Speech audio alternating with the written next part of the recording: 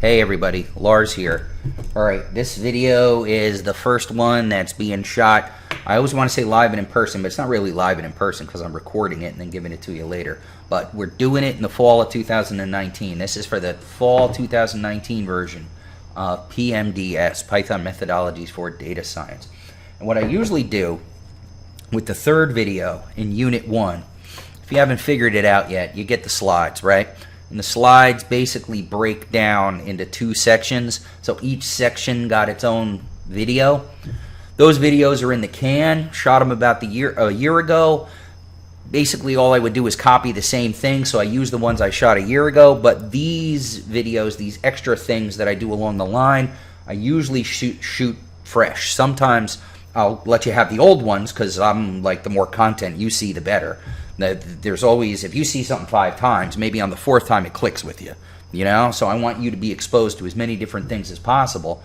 So around this time, real quick, just to make sure, Unit 1's about getting your sea legs. Unit 1 is about learning how to read the slides, how to look at the review videos, how to play around with the new concepts you're learning in Python, and then you get the assignments, and then you can try things out and tinker, and via an iterative process continue to build and do better, until you have something you like. Then you submit the assignments, get a decent grade, and then on the last day of the unit you take a quiz. That's basically the schema, the workflow of a unit.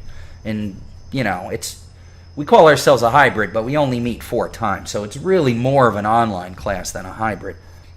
And I want this unit, yeah, there's some Python to learn. If it's new to you, a lot of things are going to seem confusing. There's going to be terminology you don't understand and things like that. But I don't want it to be too daunting. I want you to basically have it be more about learning process, yeah?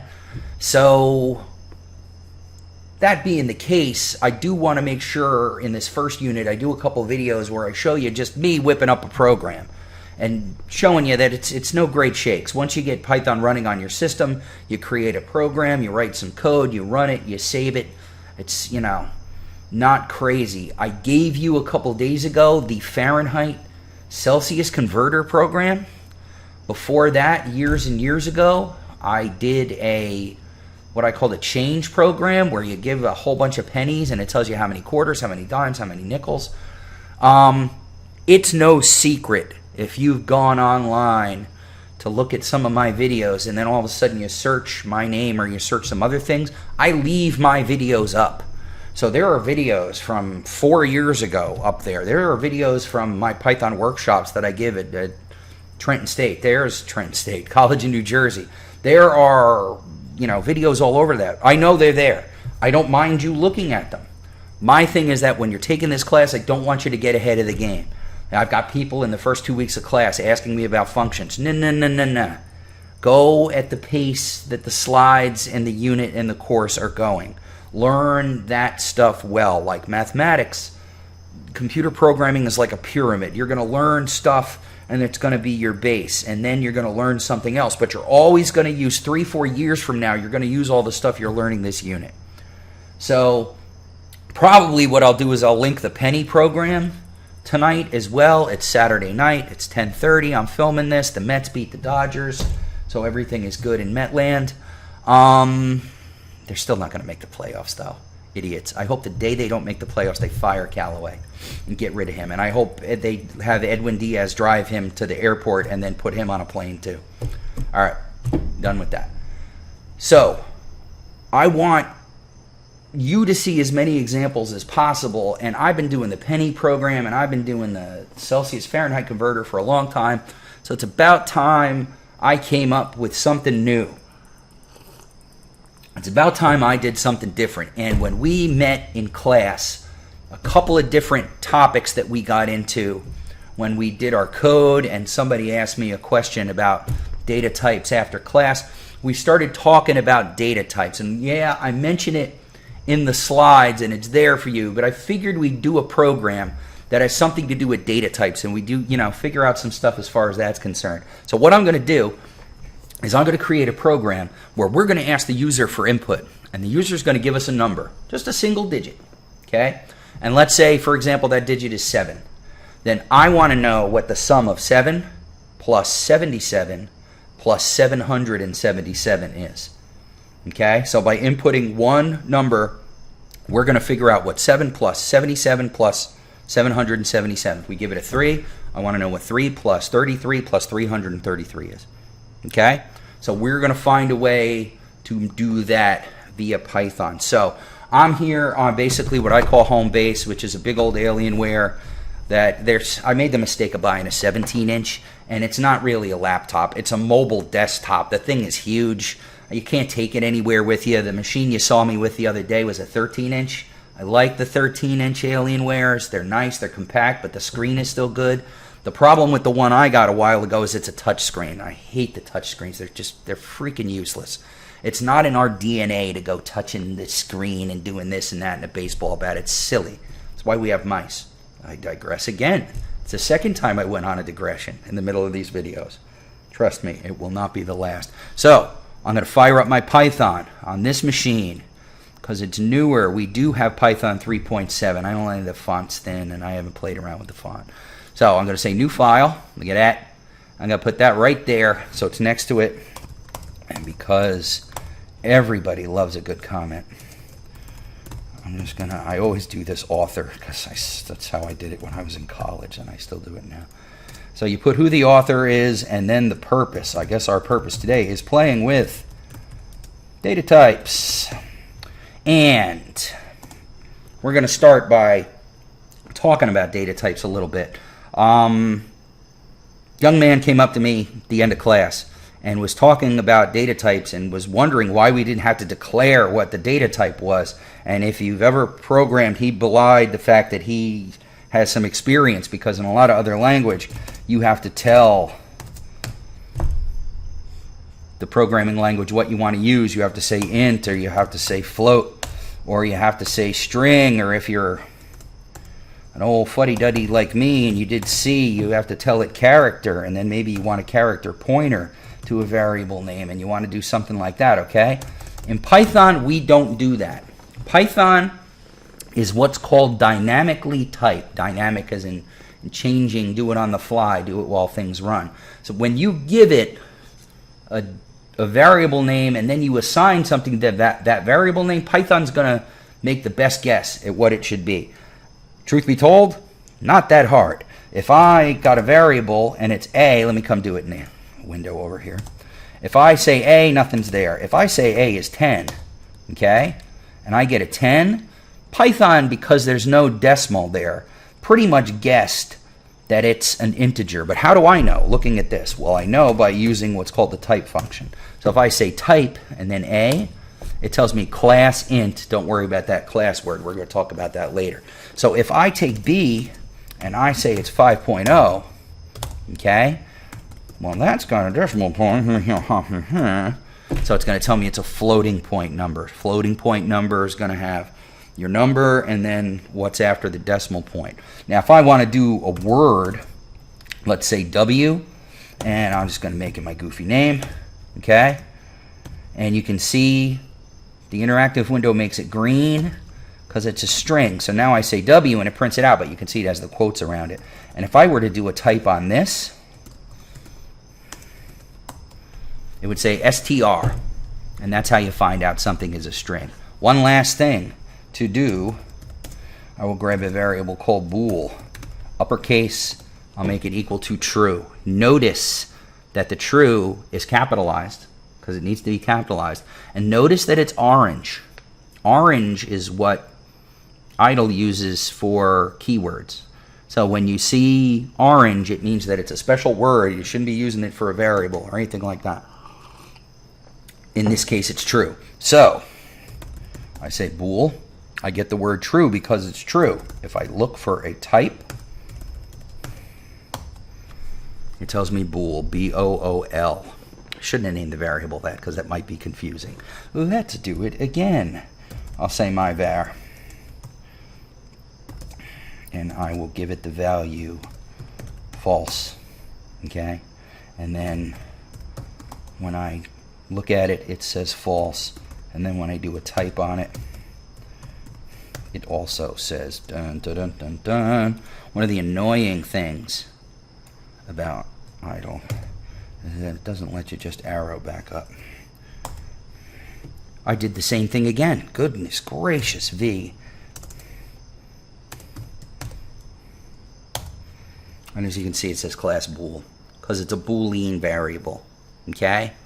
Those four basic types, integer, floating point, strings, booleans, are the basic types that we're going to deal with in the beginning as we learn how to program in Python. Later, you're going to, this may sound like it's from outer space, but it's true. Later, you're going to define your own data types.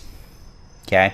And we're going to call them objects, and you're going to be able to get variables with data types that you've created. You'll see what we're talking about later. Don't let that nonsense confuse you. So for right now, if I were doing it in a programming context, I would just say a equals 7. And then I'll say print a, but then next to it, I'm going to say print type A. Okay? I'm going to hit Control S to save, and I'm just going to call this dtype.py. So Control S to save, F5 to run, and you can see down here it says 7 and then class int, because I said print A and then type A. So it gave me class integer.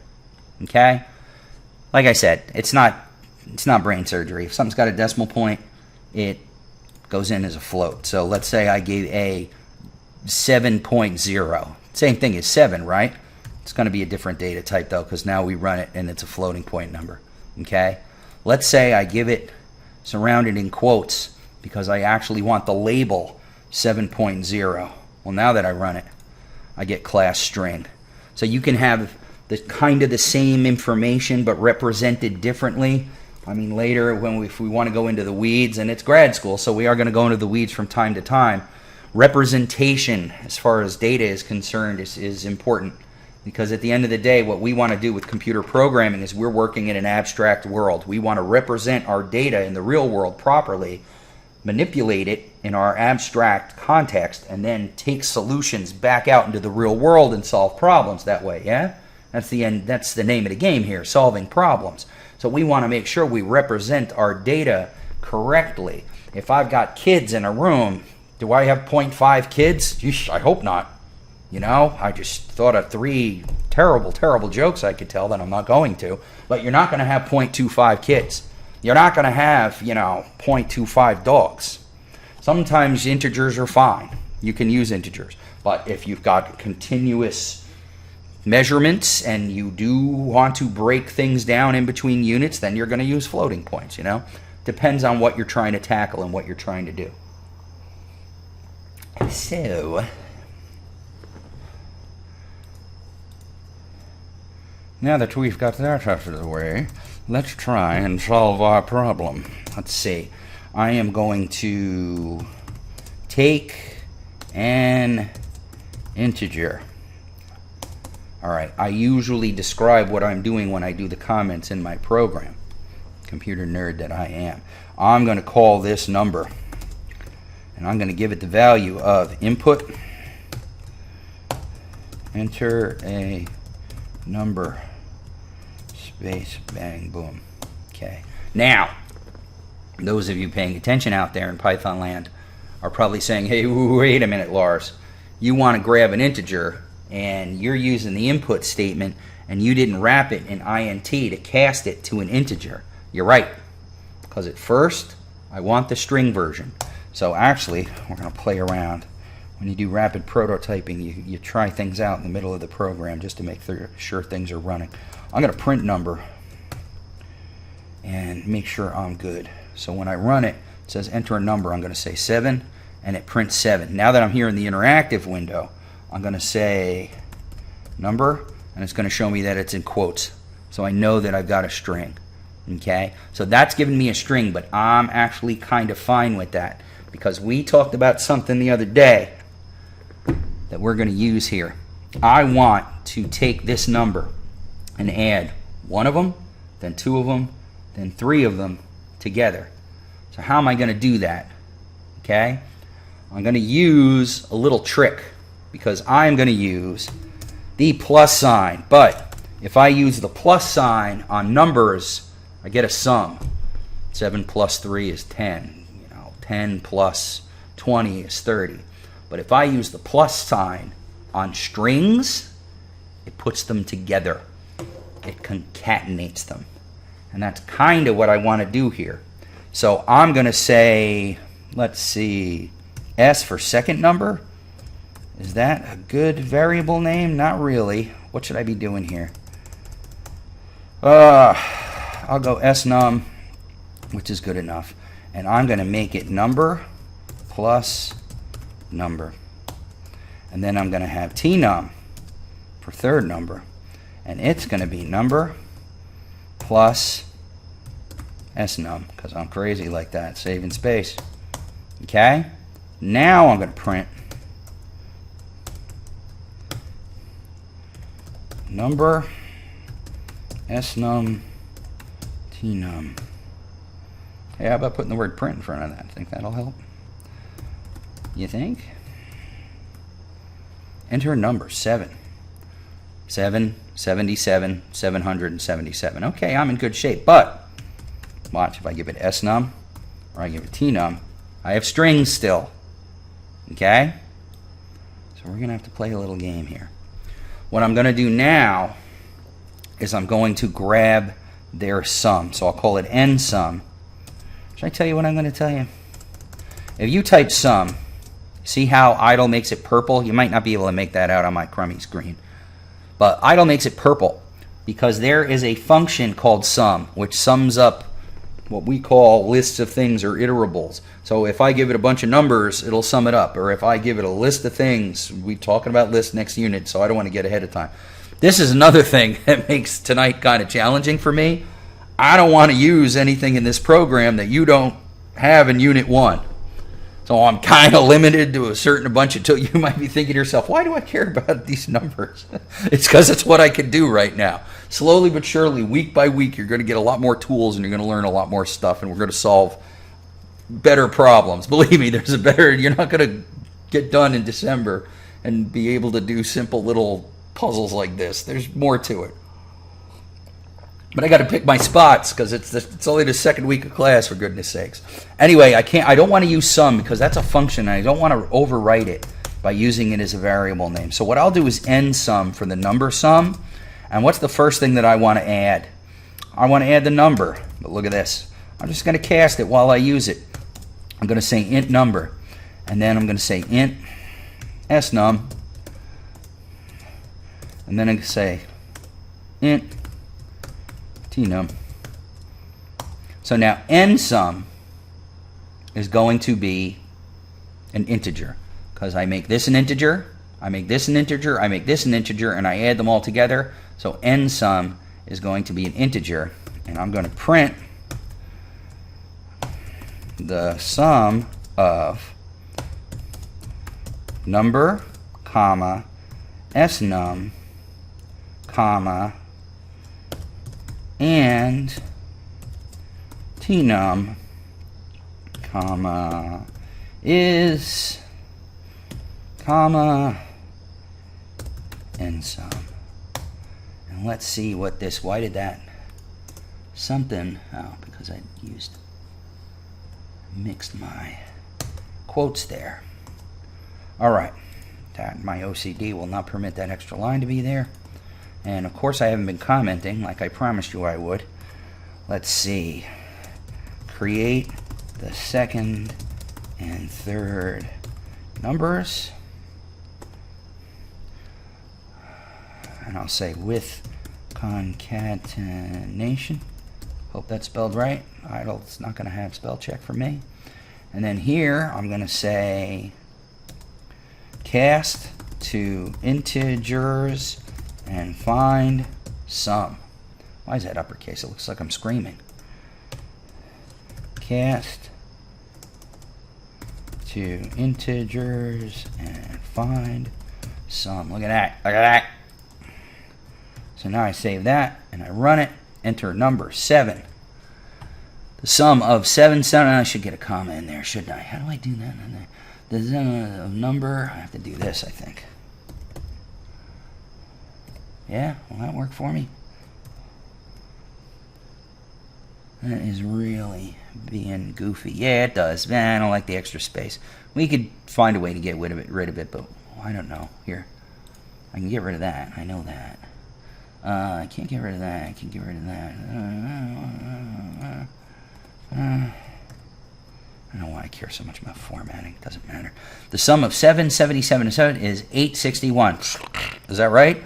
Well, that 1 is right because 3 times 7 is 21, and I'm guessing it's okay. But let's try it again. Enter a number 3.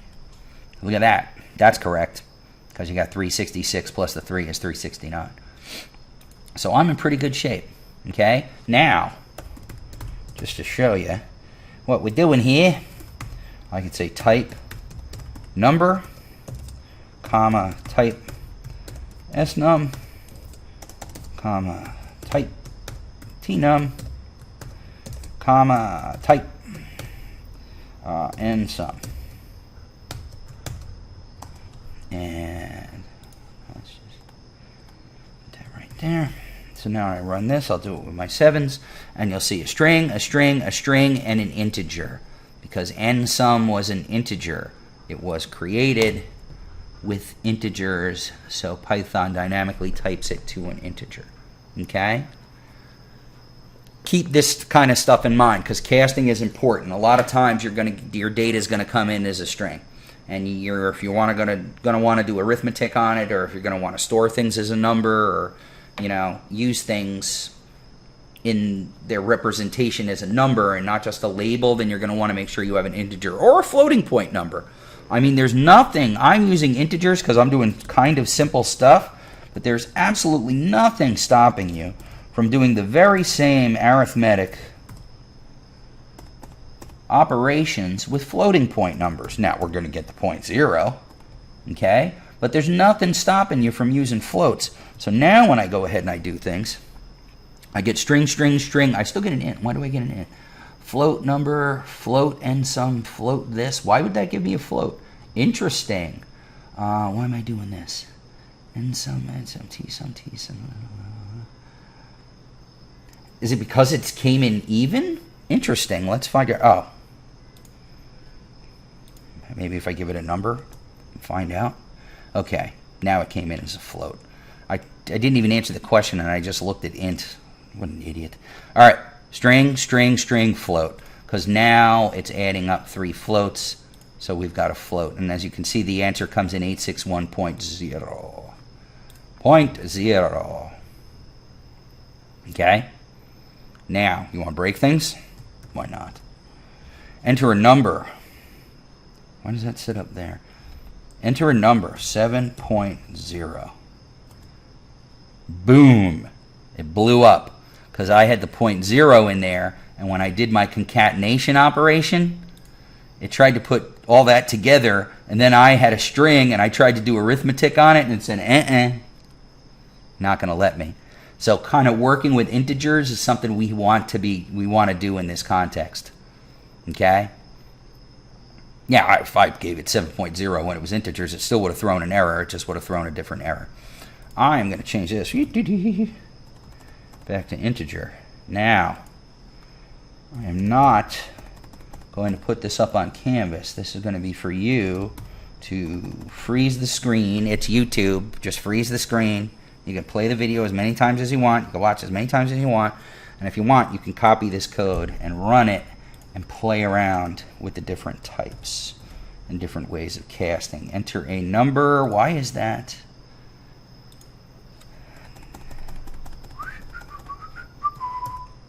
Okay, dtype is there.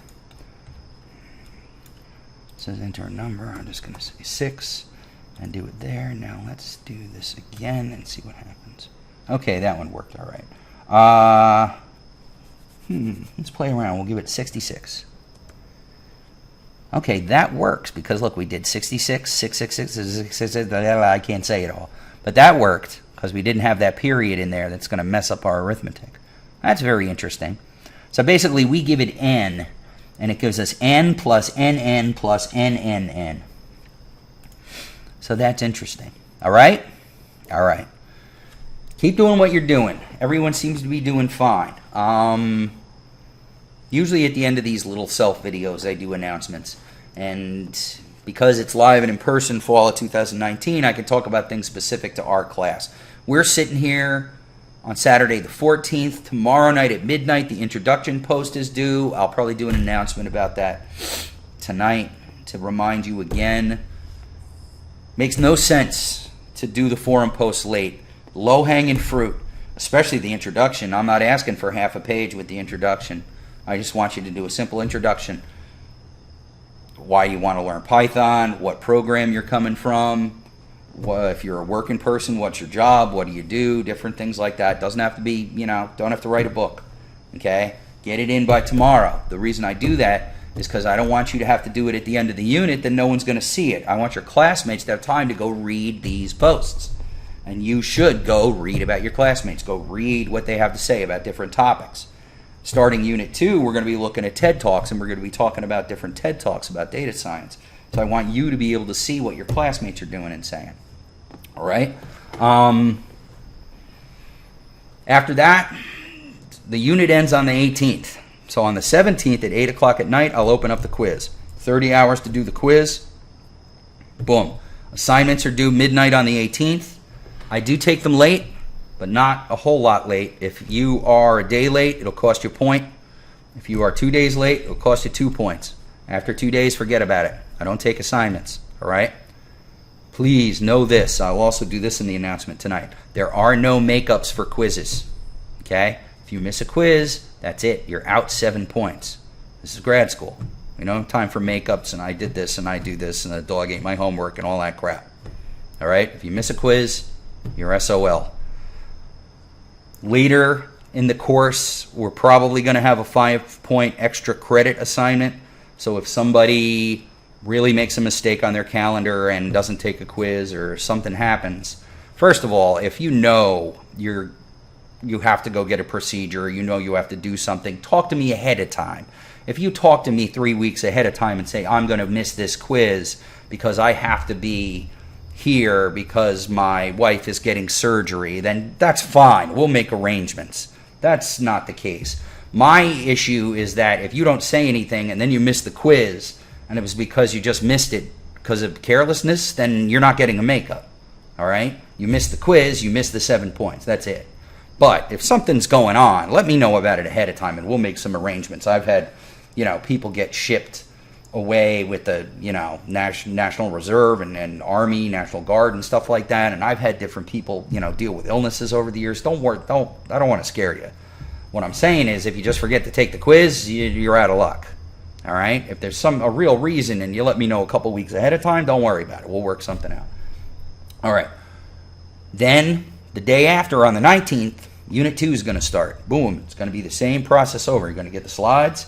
You're going to look on the syllabus and see what you have to read, and then a couple days later you'll start getting review videos, and then always with a week left in the unit I'll get you the assignments. So you have at least a week with the assignments, although I like to see people do the assignments and then have a couple days to study for the quiz, and then they take the quiz, boom, next unit. Okay, that's the way it goes. When Unit 2 starts up and everybody's got their sea legs and everyone's doing well and everybody gets those Unit 1 grades and they're like, oh, okay, this isn't bad. All right? Unit 1 is easy. I got some news for you. Unit 2 is not so hard either. Unit 2 is pretty good and relaxing. Unit 3 is going to be trouble. We'll get there. In Unit 2, I'm going to give you some information about the midterm so you can get going on the midterm. You'll have about a month to think about and do the midterm. And like I said, it's only a 5-page paper, and it's actually kind of fun, so it shouldn't be any great shakes. All right, enough for announcements. Introduction post due tomorrow night, the 15th. Unit's going to end 3 days later on the 18th. The quiz will open up at 8 p.m. on the 17th. The assignments are due midnight on the 18th. Take them 2 days late, but at the cost of a point a day. Okay? And everything should be good. All right?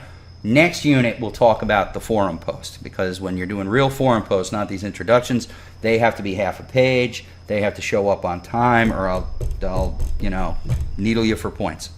All right? But don't worry about it. You'll be fine. People have been asking me questions. They've been good questions. Everything's good. I'm thinking we're in good shape right now. And I think we will. All right? Then you be good. I will talk to you later. Have a good night.